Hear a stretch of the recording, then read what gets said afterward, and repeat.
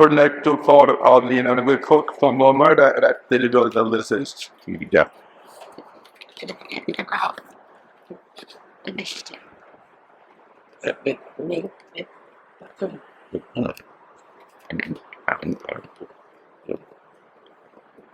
Okay, I have it to be there to live. And the passing part, they didn't.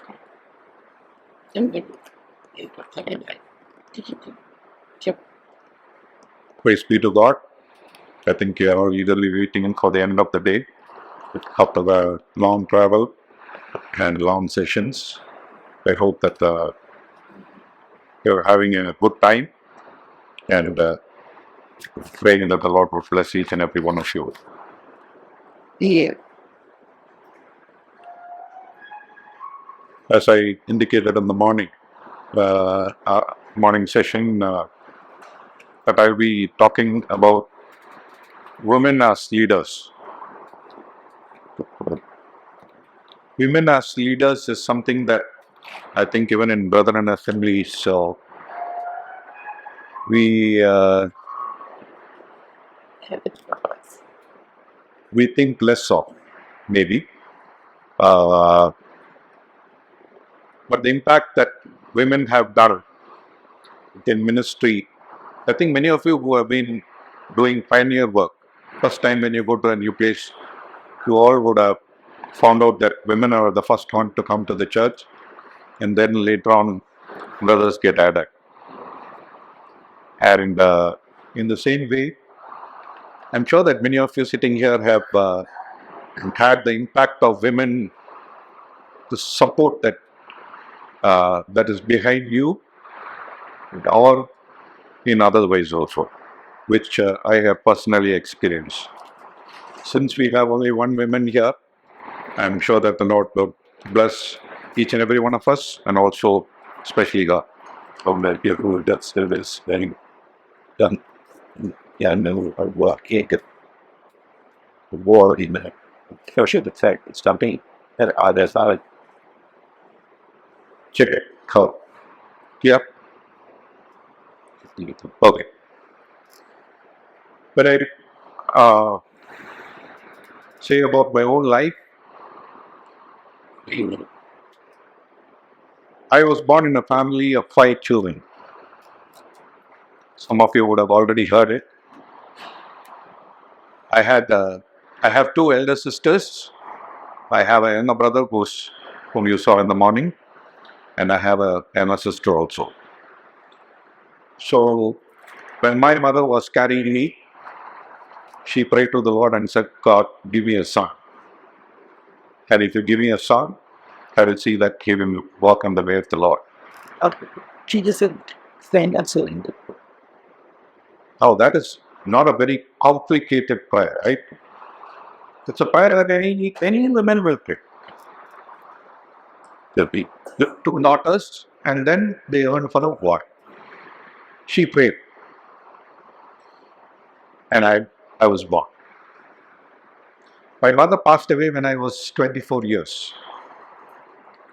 But I don't know how many times she has told me in my life, whatever you do in life, I got you because of prayer. Your first priority should be the work of the Lord. Whether you study, whether you work, whatever you do. I can never forget that in my whole life, right? That is the impact of one woman. And I came to the Lord through her and my grandmother. I can still remember, I don't know the exact date anymore, but it was when I was 6 or 7. It was a vacation, summer holidays.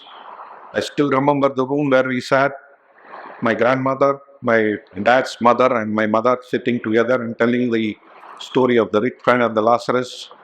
And I gave my heart to the Lord. And she has been a big impact in my life. So women, maybe they don't get position or an important role, but they are great leaders. And that we have to understand when leaders.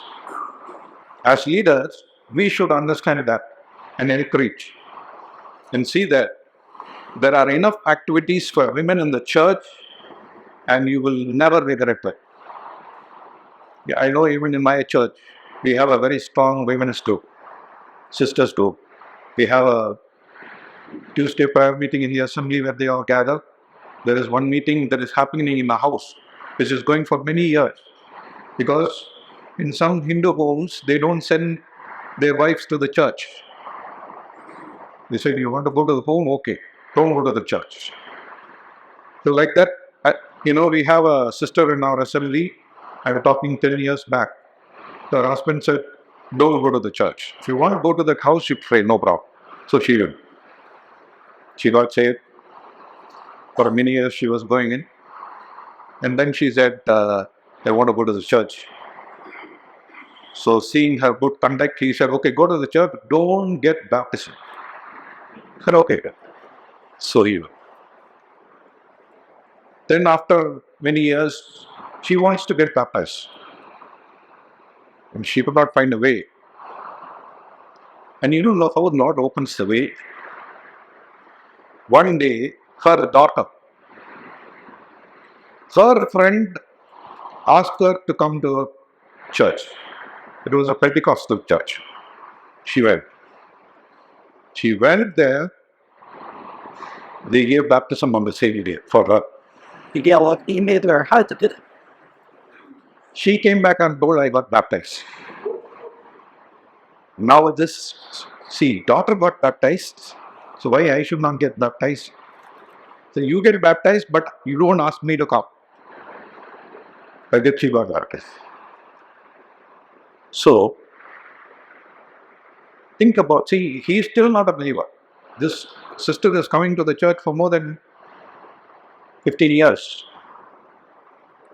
Still we have an open door, we can go into the home. He's having cancer. From our church we go, we support him. All that is happening. He has a bound within the family that he cannot come out. And that is an excuse for the gospel, whatever it is. But her testimony, in spite of all difficulties, standing for the Lord. So there are powerful people, women, who have stood for the Lord, right? And we have to encourage them. So I'm going to turn your attention to Deuteronomy chapter 34. Read verse 10. Deuteronomy chapter 34, reading verse 10. Just to ask question. Or I've seen the land, and that's down that I we wait. Down there, bro, I watch it. Only and on me in Christ days. Down. About Moses it is written, and there arose not a prophet since in Israel like unto Moses, whom the Lord knew face to face. So you look at the previous verse. In verse 5, so the servant, Moses, the servant of the Lord, died there in the land of Moab, according to the word of the Lord, and he buried him. Okay? So Moses died. Now, question is, who wrote this? This 10th verse. Who wrote this? Joshua? Yeah? Joshua? Like many of them say, Joshua. Imagine if Moses has written it. Imagine. You can't say that he did not write it. Maybe God would have said, Moses, I'm going to dictate something, just write it. Right? When Genesis happened, Moses was not there. God revealed everything to him. Right? Suppose God said, I'm going to say something, just write it. And he would have written it. Can you think of the emotions what would have gone to Moses?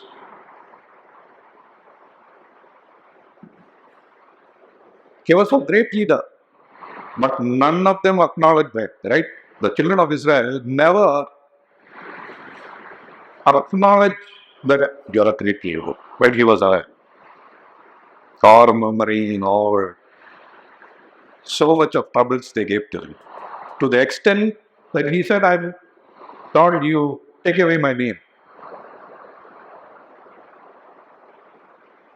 But here, God, imagine if God had dictated and had said, there is no prophet who is going to be like you before or after. And he tried to do it. See, we serve God. We do a lot of things. Many times we don't know whether what we did was good, excellent, or whether it is a waste. I went and preached here, there, taught us hours of study, whether it was useful. Sometimes nobody will come and acknowledge, right? But see, God himself is acknowledging directly to Moses, if Moses was writing it. You know, from whom you wanted, that person is giving a certificate to you. Nobody before or after. Wonderful, right?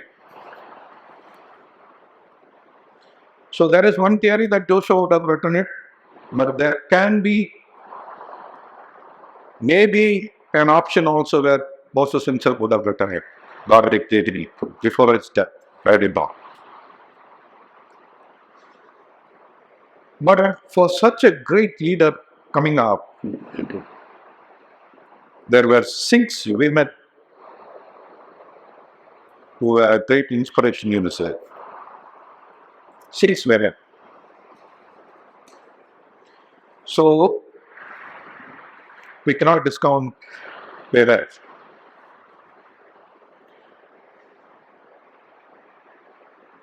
They did not have big position.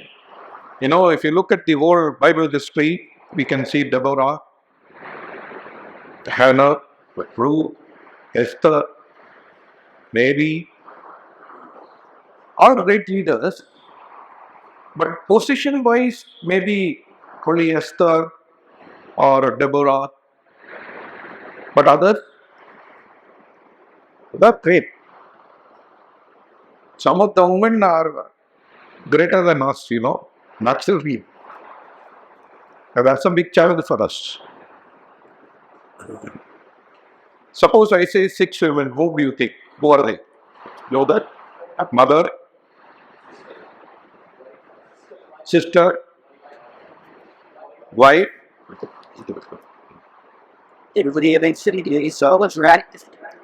Although the kid was, he said, Which one?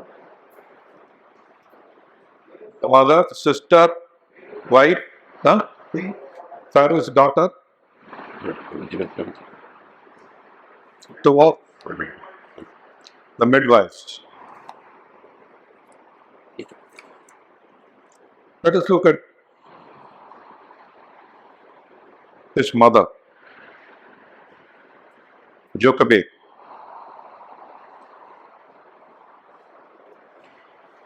It was a time wherein women were not interested in having children. Because if a child is born and it's a boy, it's going to be killed. But even in that situation, to go ahead and have a child was his mother in it. Not only that, after coming to know it is a boy, she did not lose hope. She said, I will protect this child. I will do whatever is possible. Even if the king's decree is there, whoever is there, she had faith. So what a great inspiration, right? Think we do? If a government brings a law or something, that is the first excuse we use to stop ministry, right? No, brother, now it's very difficult, brother. No, it's not possible. It was a similar situation. It's person. And we see that she was ready to take whatever effort. See, it is not a easy task, right? You have a baby. And it is not that you can spend, okay, I will do it 5 hours, 4 hours. No, that is not possible. So, baby, it's a 24 hours care that you have to give. And anytime you are caught, gone. And babies are being killed here and there, always, everywhere. It is happening. But she actually. Second, we see Miriam, Jochebed's daughter and Moses' elder sister, in vain, over them. Look at her. Small girl. Didn't. The princess is coming. Then look at the way she is going and talking to her and addressing her and giving the best idea, right? An idea where the princess is immediately accepting it. Who gave training for her to go and talk to a higher official? Small girl. She has been given a task, go and watch it. So she can run and go and tell the mother, this happened. She didn't do that.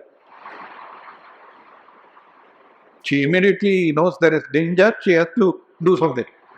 That is being an active way, right? Or being passive. Right? She immediately goes and says, I can find the help for you. And she brings out that wonderful idea, and the princess says, yeah, bring that woman. And then we see, let us turn to Exodus chapter 1. Can read verse 15. But this needs to be. But I thought it didn't get horns and needs. Then the king of Egypt spoke in the undivided request. One of whom was named C4BE, and the other was named Boa. Read verse 17 also. But the midwife feared God, and did not do as the king of Egypt had commanded them, but next of all did. Look at these two.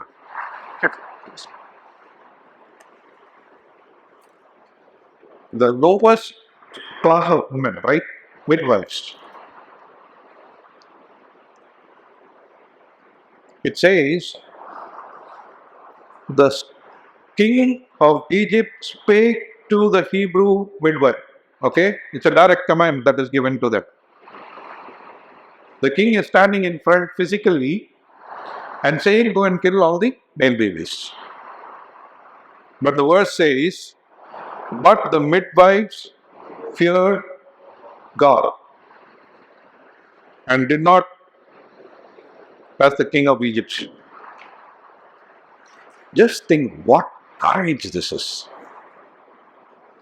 King is standing in front, right? So God, can you see God? Did they see God?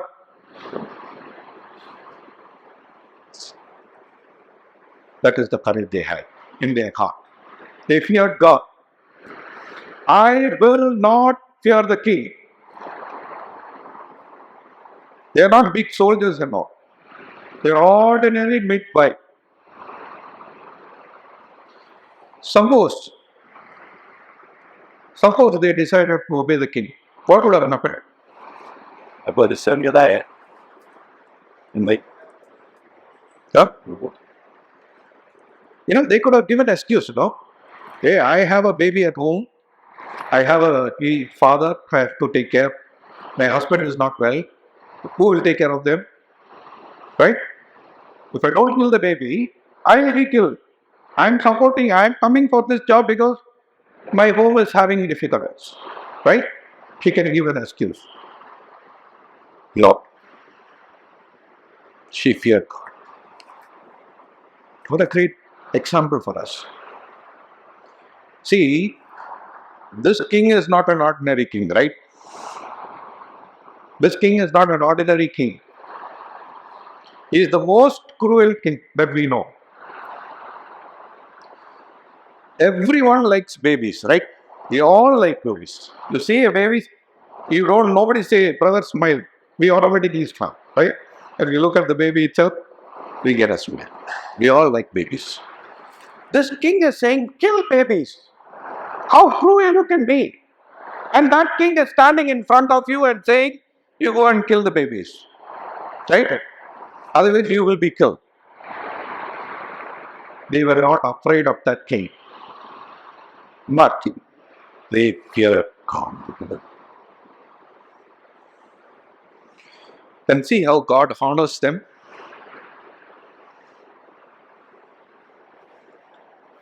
Look at verse 8.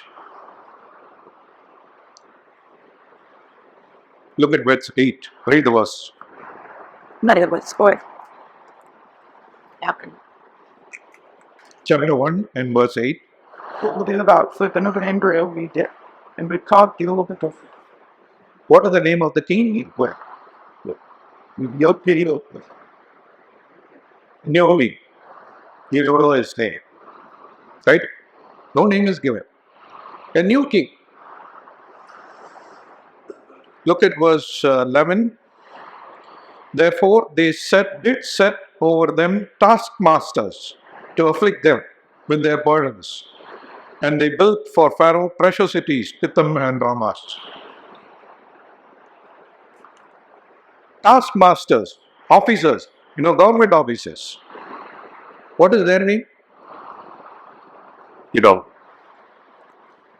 What is the name of these two sisters? The Shipra and Flora. But the king's name is not mentioned. He was one of the biggest king there at that time. It's not recorded.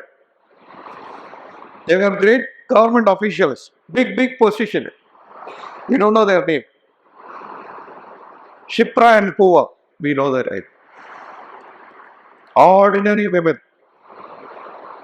What a great privilege. Now we are talking about those two sisters. Now here, thousands of years later. What a great privilege. That is how God blessed them, right? What a great blessing. Suppose you go and ask them, two sisters, sister, how did you get your name in the Bible? What they will say? the bed and the kitchen. What they will say? Brother, I did not do anything. I only feared God. Right? We just feared God. I obeyed God. What a great blessing.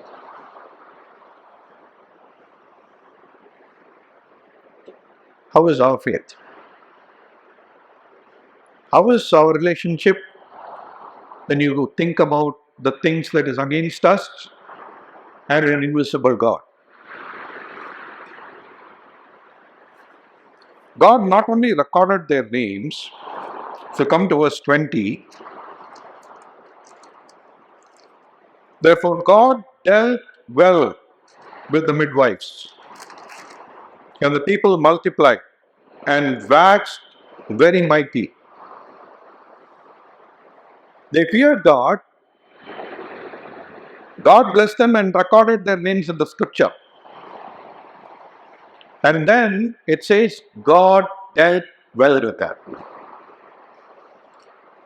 Verse 21. And it came to pass, because the midwife feared God, that he made them houses. I only did that come out with some sound. I think in the whole scripture, nowhere it says that God built a house for somebody. Right? Because they feared God, God built a house for them. What a great privilege. What a great faith of two sisters, and how God honors them. God does not say, they are just ordinary sisters, leave them. No, we may say that. We may say that. Not God. What a wonderful God we serve. Even our small things, everything is recorded, right?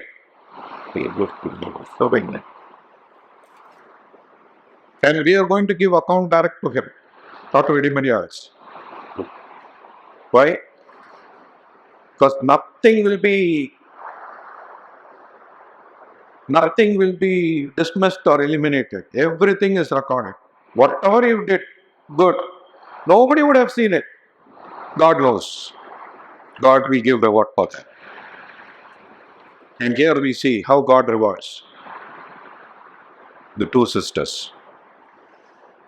God dealt well with them. Their people multiplied. They became mighty. And then we see that God built houses for them. That is our God. See, for whatever we do, God says He will reward us, right? You think the reward is necessary? God has to give? No, right? Suppose He doesn't give, you think we can go and strike there in heaven? Right? No. We will say, God, give me a small place there, that is sufficient for us, right? For us, that is sufficient. But our God is not like that. Our God is a giver. He wants to give the best for us. That is our God. And the way He honored the two sisters is a big inspiration for us.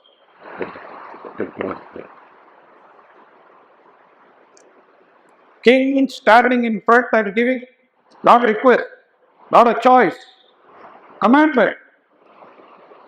They did not fear. They feared God. They could have given hundreds of excuses and escaped from that. They took a stand, stood for God.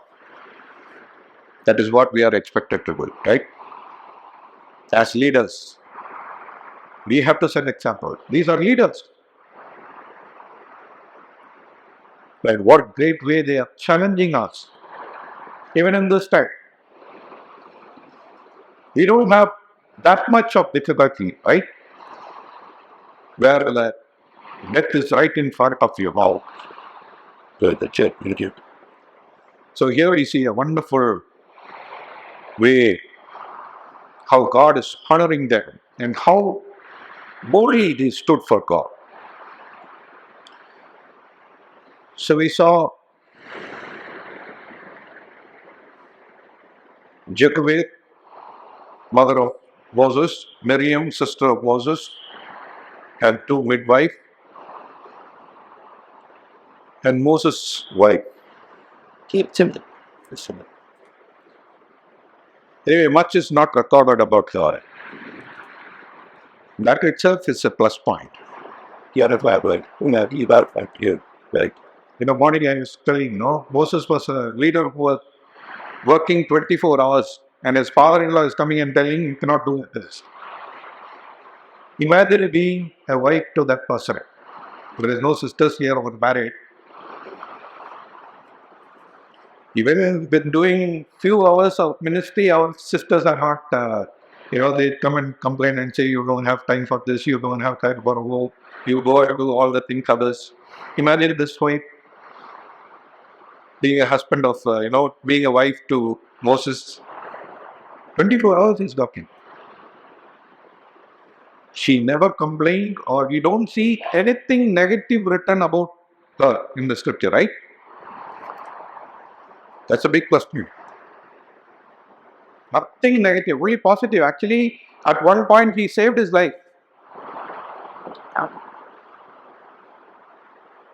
The able support for Moses in leadership. That also is a wonderful example. So, we saw about 5 of them, right? The 6th one is what I'm going to deal with for the rest of the session. Daughter of Pharaoh. She is the most unexpected person to jump out of Exodus, right? But think about it. Without her, the story of Moses would have been totally different, right? Without her, the whole Exodus would have been totally different. She is not an Israelite. She had nothing to gain for the steps that she has taken, right? She's looking at a baby. Any normal women, like we all love babies. And for women, it is more. She looks at the baby, she's compassionate. She opens the box and find out, oh, this is a Hebrew boy. She could have immediately left it, right? Well, this is a big danger. I am an Egyptian. Why should I care for a Hebrew boy? She could have taken that decision, right?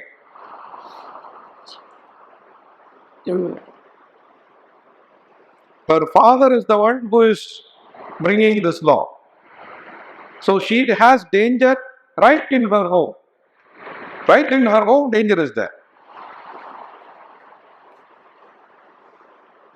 She did not think even any of it, right? Immediately she is ready to step in and do something.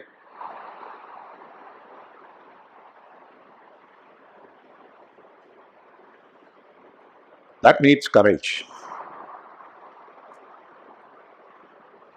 And we see that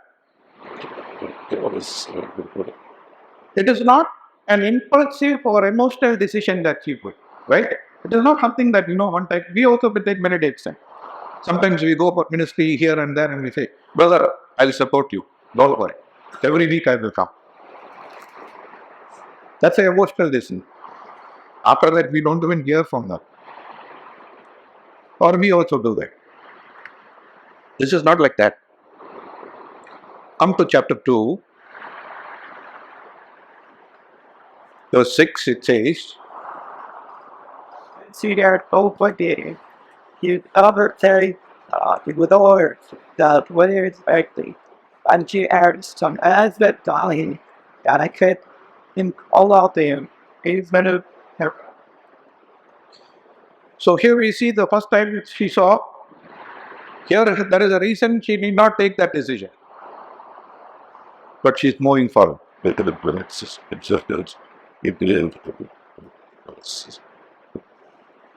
Then we see Miriam is coming and giving a idea, and then come to verse 10.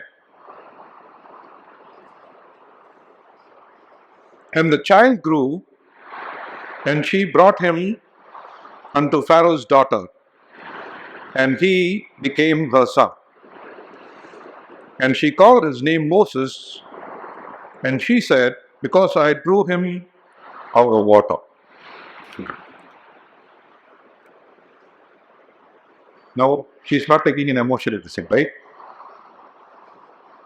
So, first when she saw, that was a compassionate thing, but she said money every month, or I don't know, daily or weekly or something. She said, you take care, I'll pay for it. So every week money is paid. There is a lot of risk in this, Her maids and all were there when this happened. Somebody could have gone and put the news there, no? It will be a danger. Now she is going further than that. Now the child grew. And the mother is saying, okay, come, I'm going to make you my son. Now this is a bigger risk. Taking into the palace, a Hebrew child, a boy. She is ready for that. Why do you do this? They don't know. That's God's way. But look at a woman doing it. A sister was doing it. Good. And a double shot. But more than that, she is giving him a name. Actually, and in Bambi. It says she called him Moses, called his name Moses, and she said, because I drew him out of what? Now we all know in a Jewish home, the parents give the name, right? Sometimes God gives name. You know, for Isaac, the name was given by God. Sometimes parents give name, but God changes their name. That is also there. So we know that Jacob was named Israel. Abraham was changed to Abraham. Sarai was changed to Sarah. So all these things we know. And there are also in some cases where the Jewish people are taken captive, there they are given other names. Right? They have a Jewish name, but because they are taken captive, in the captive place, there the name is changed. In Genesis chapter 41, verse 45, we see Joseph. What is his other name? God, it's good. So we really get a lot. Japhnath Phinehas. And then we see Daniel. Daniel's name was changed to Belshazzar. And Hananiah, Shadrach, Meshach, so their names were changed. Esther also, her name also was changed. That is finally post them. But for us, we don't tell Japhnath Phinehas, right? We call him Joseph. Daniel, we call Daniel. Right? So that is the Jewish name, that is what we call. What is the Jewish name for, what was the parents' given name for Moses?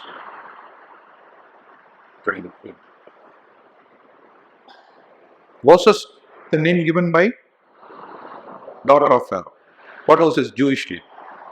The parents gave a name, right? Or you think they didn't give a name? It says after the child grew, he was brought to him and then he gave the name Moses. Yeah. So when he was a baby, till that child grew, they would have called some name, right? They cannot say, no, we wait till, so we'll call baby A. Why? No, we can't do that. They would have given a name. What is the name? We don't know. Right? We don't know. We know only Moses. Who gave that name? Firestar. Isn't that wonderful? One Egyptian woman, she gave a name. That is the name that we are calling. Joseph's name also was changed. Japhnath Phinehas. We don't call Japhnath Phinehas. We call him Moses. Joseph. Belshazzar. That is the name that was given by the Persian. We don't call that. We call it Daniel.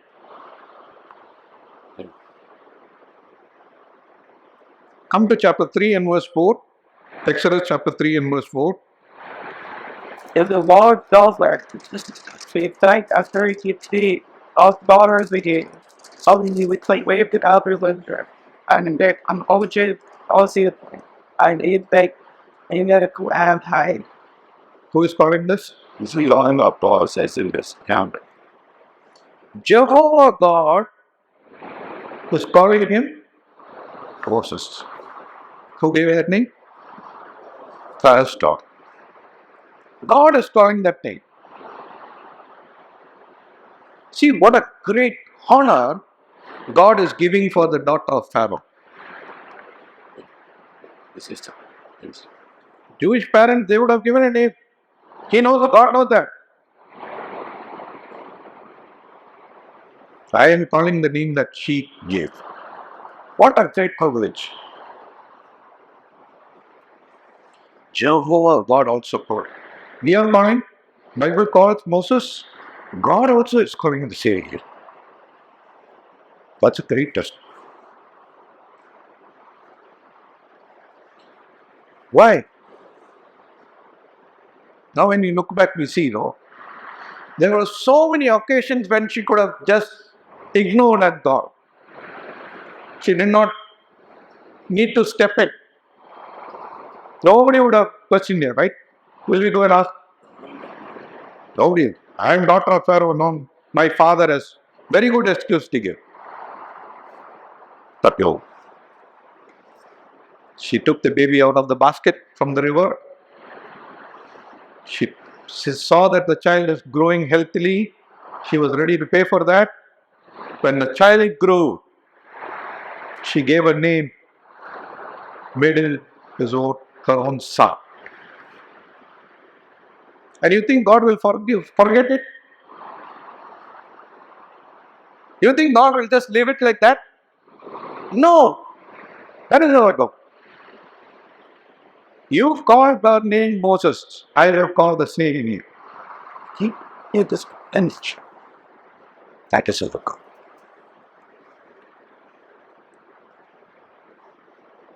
Many times we think, no, even small things that we do, everybody is ignoring. Nobody is recognizing me. No.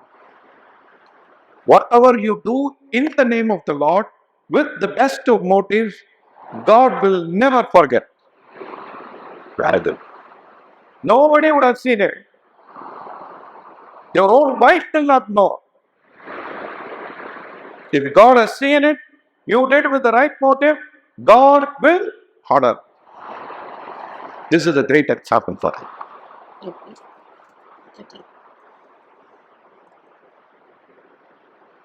Now we see how great the impact of women, right, in the life of Moses.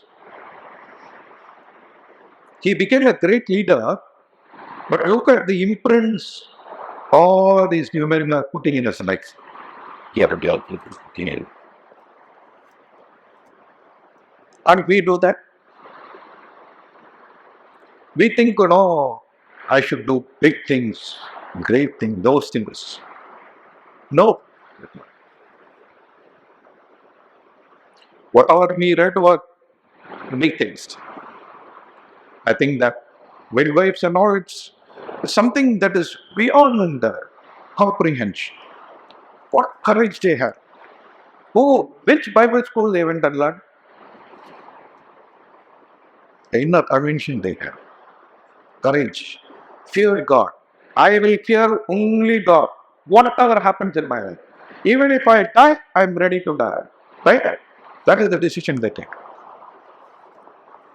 And Pharaoh's daughter, see, even if that comes, okay. So she gave the name Moses. Now, what is Pharaoh's daughter's name?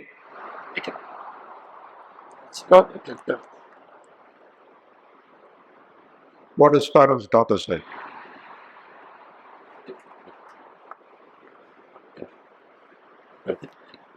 This. We keep the clean paint. Here's they get the toast. Huh. Feminist both. I didn't hear it. You didn't hold there. It's not there.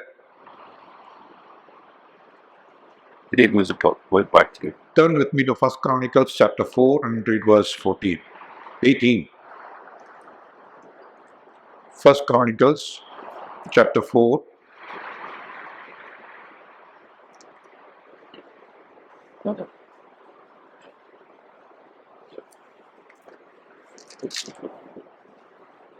And 18. Let's get him.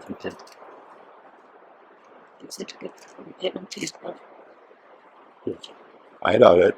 It is to have us. I don't know. Told you that it all the they are excellent. The lot of other it was sweet sight. So both them, the bees of them, the soil or song that I play. When all was rolling for a by that. Right out and the lift I think that nature. Water over the worship anything. Okay. Here we see a record of a daughter of Pharaoh. Her name is Nitya. So you may ask, brother, how did you connect this? How did you get this? How do they say? You go and read many of the commentaries. It says she is the one who was the daughter of Pharaoh who gave Moses' name. I also strongly believe that. See, there is another daughter of Pharaoh who was very important. You know that? Who was that? There is one more daughter of Pharaoh who was very important in the scripture. Don't be sorry. He's scared to the boy. Joseph's wife was Pharaoh's daughter. We were the party Woodstock. Solomon's wife. Solomon's wife was the daughter of Pharaoh. What is her name? That is not recorded. Solomon's wife was a daughter of Pharaoh. Their name is not recorded. You see that he built a house for her and he kept it out of the city. All that record is there, but her name is not. In the whole scripture, there is only one daughter of Pharaoh's name that is recorded with her.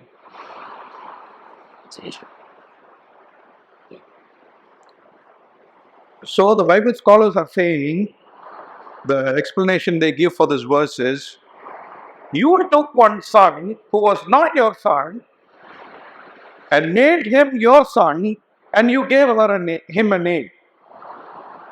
That's why I am going to record your name on children. That is the explanation they give for this verse.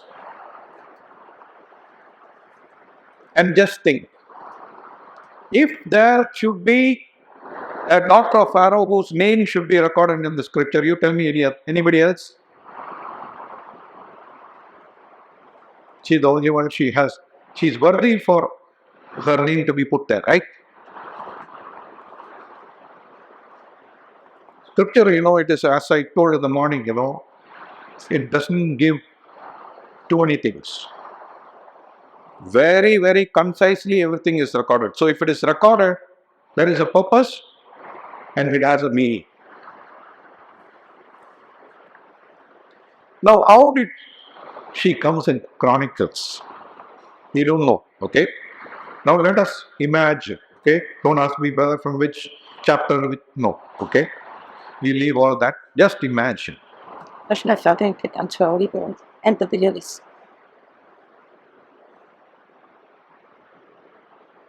She is taking him as his own son, okay? Bringing him to the palace. What instruction do you think she would have given to him? She would have told him, okay, they're coming into the palace, okay? Be careful. Don't behave like a Hebrew child, okay? Go to the palace. Anybody will find out and then, so behave like a Egyptian child, okay? He knows not. He's got a big training at home, right?